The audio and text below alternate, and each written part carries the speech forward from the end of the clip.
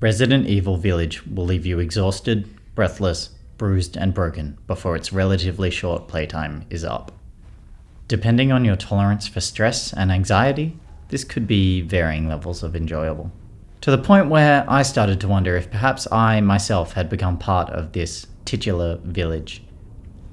Hi, this is Tom from Clocked, and if you haven't already noticed, we've been making our way through the latest entry in Capcom's iconic survival horror series, Resident Evil Village. The Resident Evil series has a long history of morphing into the monster that the current times call for. In the case of Village, it plays like a bit of a greatest hits.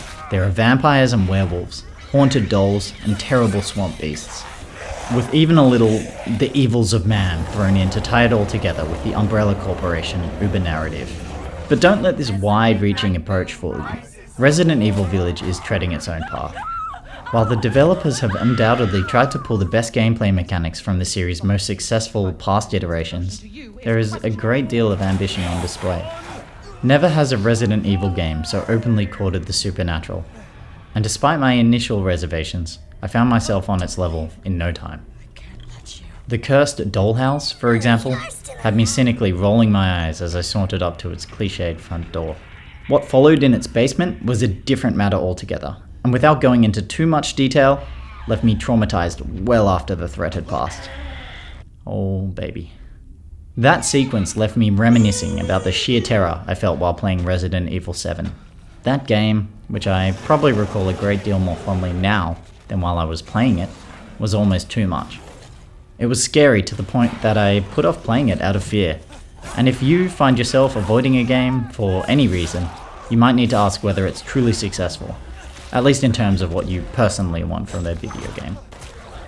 The good news is that Village, while it most certainly has its moments, scales back the horror to a level that more players will find palatable. So even if you found 7 too much, don't immediately discount Village. Part of the reason for this is the increased focus on action. There are some exhilarating set pieces and passages of combat that, despite being disturbing, actually relieve tension. Whether this is intentional is up for debate, but if anything, it made me appreciate the tense moments all the more. There's also a wacky, off-the-wall sense of humour that permeates the game's world. The cast of characters are larger than life. I'm looking at you, Lady Dimitrescu.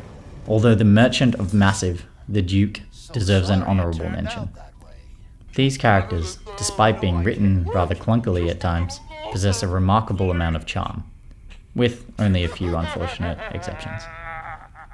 This interesting and diverse motley crew is an apt analogy for what makes Resident Evil Village such a success. There is something here for every kind of horror fan.